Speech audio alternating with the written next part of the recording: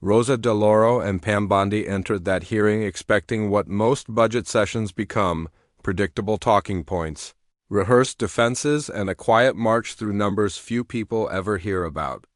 But within moments, it became clear this was not going to follow that script.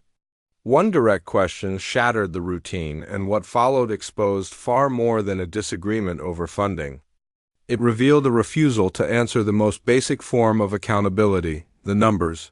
DeLauro didn't open with rhetoric. She didn't posture. She anchored her question in Bondi's own words from her confirmation hearing, where Bondi promised to do everything in her power to stop illegal guns from flooding American communities.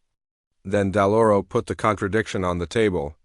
The administration's budget proposed a 26% cut to the Bureau of Alcohol, Tobacco, Firearms, and Explosives.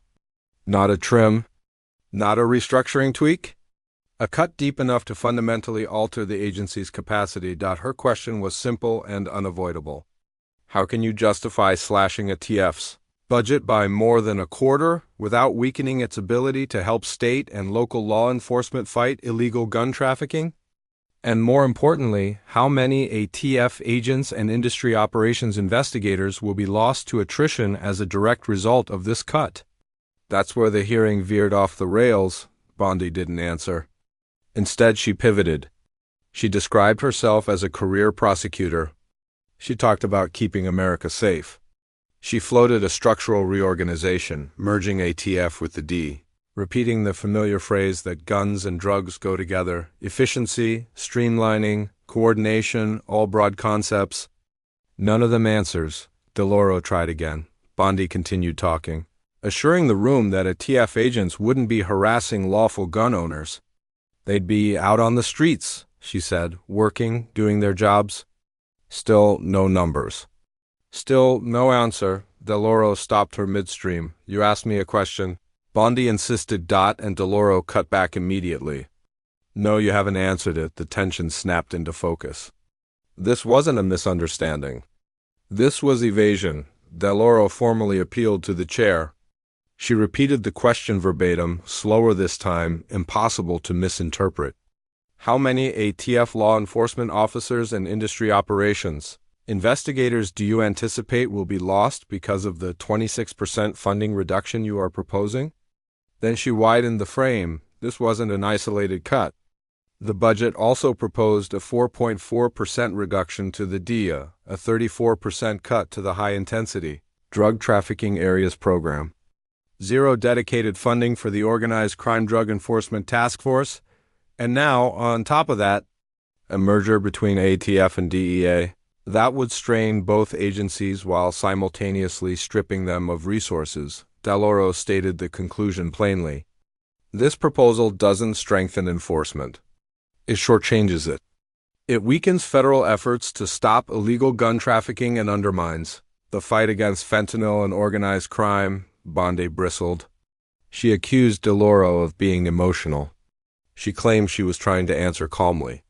But DeLauro wasn't buying it. She cut in again. Answer yes or no. Give me the numbers. I don't want a filibuster. I don't want a narrative. Tell us how many people you expect to lose, and that was the moment that landed. Hardest with viewers, because the nation's top law enforcement official wasn't being asked to defend a philosophy or a political vision. She was being asked to do basic math, to explain the real-world consequences of a budget she supported, to acknowledge that cuts of this size don't happen in the abstract.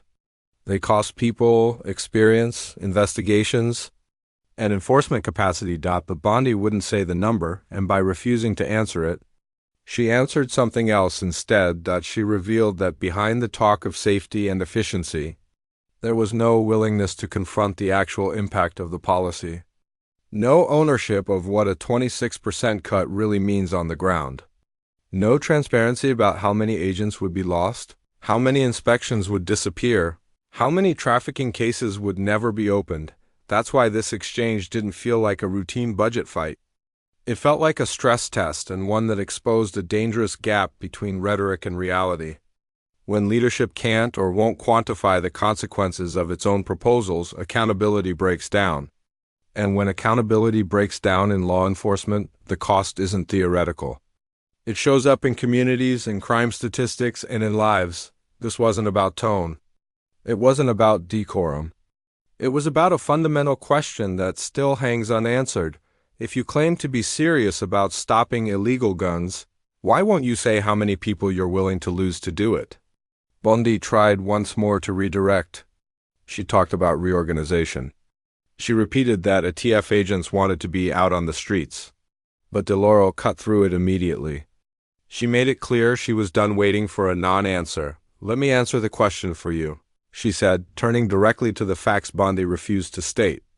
She acknowledged the chairman respectfully but drew a firm line. Congress does not have to sit through a filibuster when the question is simple and the answer already exists in the department's own documents. Then she cited the source, page 146 of the Department of Justice's fiscal year 2026 budget and performance summary. Not speculation, not opinion. The official numbers. According to the DOJ's own language, ATF will eliminate 541 industry operations investigators. That single decision reduces ATF's ability to regulate the firearms and explosives industries by approximately 40% in fiscal year 2026, fewer inspections, less oversight, less enforcement. And that wasn't the end of it. The same document states that ATF anticipates losing approximately 284 support personnel and 186 ATF agents based on historical attrition patterns. Those cuts, the summary says plainly, will affect ATF across multiple core functions. DeLauro laid it out clearly so there could be no confusion. If regulatory capacity is being reduced by 40%, and nearly 200 law enforcement agents are expected to disappear on top of that, then the direction of this budget is obvious. It weakens enforcement. It undermines the fight against illegal gun trafficking. And it significantly reduces ATF's ability to support state and local law enforcement agencies trying to prevent and solve violent crimes. "This is a bad proposal," she said. Flatly, Bondi attempted a final pivot. She offered what she called a 3-second answer. She went back to the same talking point again, assuring the room that ATF agents would not be knocking on the doors of legal gun owners in the middle of the night. They would be out on the streets, working alongside the D. But once again, she avoided the core issue. She insisted agents were not being fired, only lost through attrition. She claimed they all wanted to be working. She repeated that they would be on the streets. DeLauro interrupted. "You're getting them off the streets," she said. Bondi denied it. DeLauro pushed back again. There was still no clear answer. No acknowledgement of the numbers she had just read directly from the DOJ's own budget. At that point, DeLauro yielded her time, but the damage was done. What followed wasn't a misunderstanding.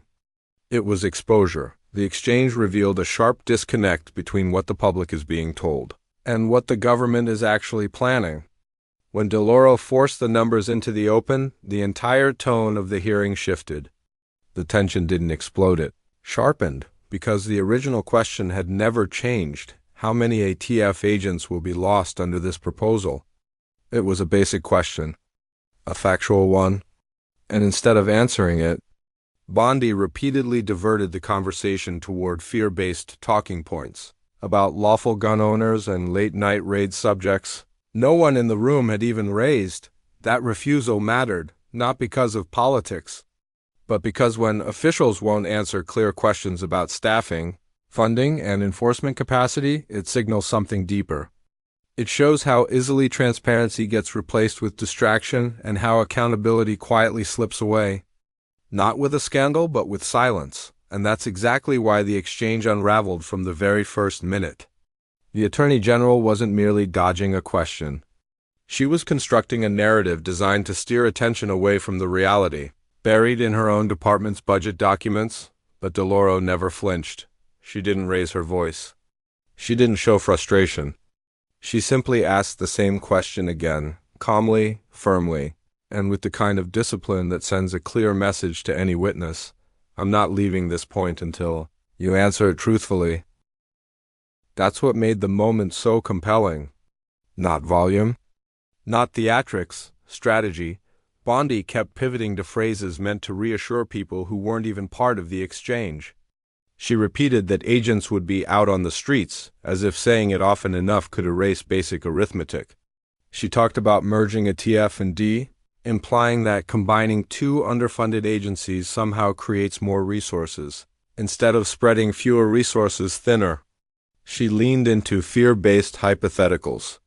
That had nothing to do with the question being asked, but Congressional oversight doesn't operate on hypotheticals. It operates on documents.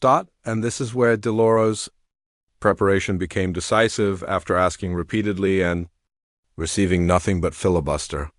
She pulled out the official DOJ budget. Page 146, not an estimate, not a rumor, the department's own published numbers.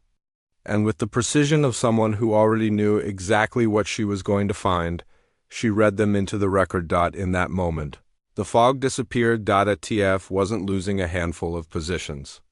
This wasn't a minor reshuffle. According to DOJ's own plan, ATF was preparing to eliminate 541 industry operations investigators, nearly 40% of its regulatory capacity. On top of that, the department projected the loss of 284 support staff and 186 field agents through attrition. These weren't political talking points. They were black and white figures written by the department itself, and you could feel the air in the room. Change.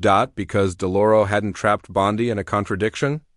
She had exposed a plan Bondi was clearly unwilling to say out loud. What made the moment even more striking was what happened next. Bondi didn't dispute the numbers.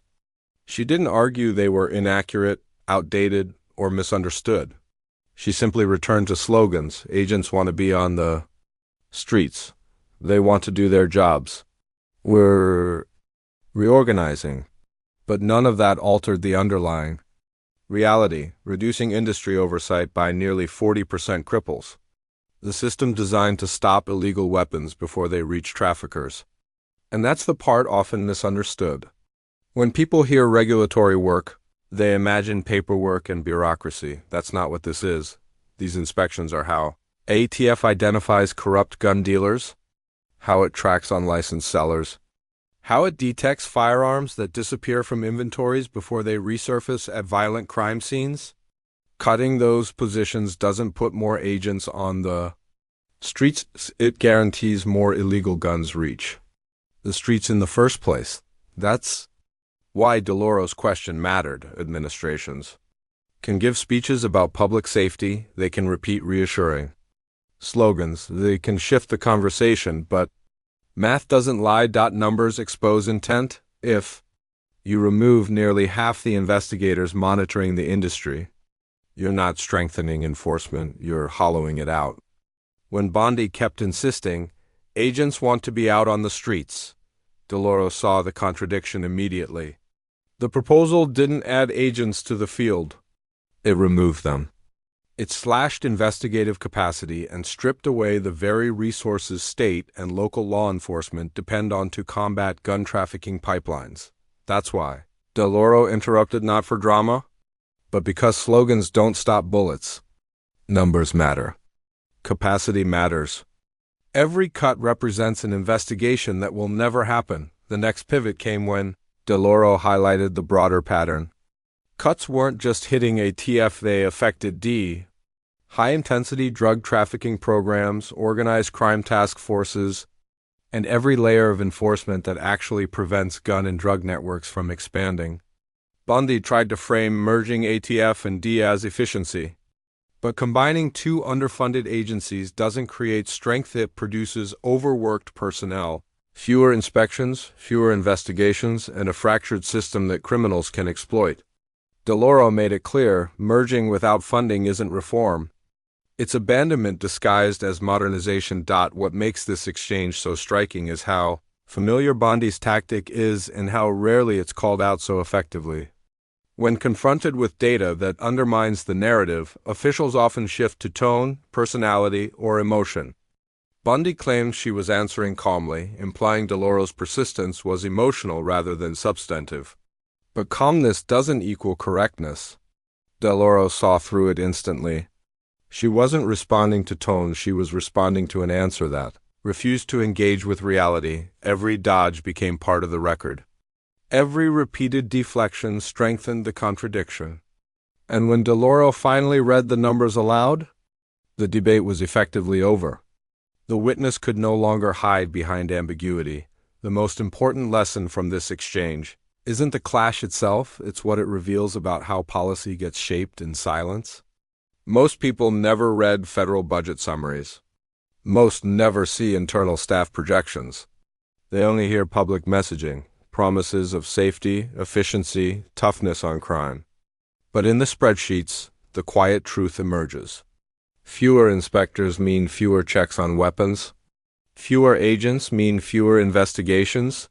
Fewer resources mean more reliance on local departments already stretched thin. And as DeLauro emphasized, the consequences won't fall on Washington. They will fall on communities facing illegal weapons, drug trafficking, and violent crime made harder to track and stop. This hearing shows what oversight is supposed to be. It's not about shouting matches. It's about holding leadership accountable to the data, the documents, and the real-world consequences of their decisions. It's meant to force clarity. And Bondi's refusal to acknowledge the department's own numbers tells the public something crucial. When an official can't defend the math, the policy behind it doesn't hold. DeLauro didn't need to yell. She didn't need theatrics. She came prepared. She quoted the very documents the attorney general tried to avoid and expose the gap between what the administration promises and what it actually funds. The most revealing line of the exchange came when Bondi claimed the losses would come from attrition, as if that somehow made the cuts harmless. But attrition isn't neutral. If you don't replace agents who retire or resign, you shrink the force by design, all while avoiding the political cost of saying so outright. That's why DeLauro pressed again. How many? Because attrition is a quiet choice, a convenient choice, but a choice nonetheless. And Bondi never answered. Answering would have revealed the truth the department hoped would remain buried inside a performance summary. This is why viewers felt more than frustration. They felt clarity. Clarity about how rhetoric is used to soften the reality of cuts. Clarity about how political narratives replace straightforward answers. Clarity about how oversight can still break through the noise when someone refuses to let a moment slip away. In this hearing, the person who refused to let it slip was Rosa DeLauro. She didn't let the talking points stand. She didn't accept half answers. She brought the documentation and forced it into the open. And now the public knows exactly what the proposal does. It weakens enforcement while claiming to strengthen it, reduces oversight while claiming to improve efficiency, and removes agents while claiming to support law enforcement. Those contradictions are no longer hidden, they are on the record. And once numbers hit the record, they can't be spun away. If you've wondered why accountability feels rare, this moment explains it. It happens when refuses to accept anything less than the truth. It happens when preparation meets persistence. And it happens when the official on the other side can't defend what's written in their own budget. This wasn't just a political clash, it was a reminder that real oversight doesn't happen in sound bites. It happens when someone stays locked on a single question until the truth is undeniable. If you want more breakdowns that go beyond the highlight clips and dig into what these hearings actually reveal, subscribe, hit like, and turn on notifications. Your engagement keeps this coverage alive.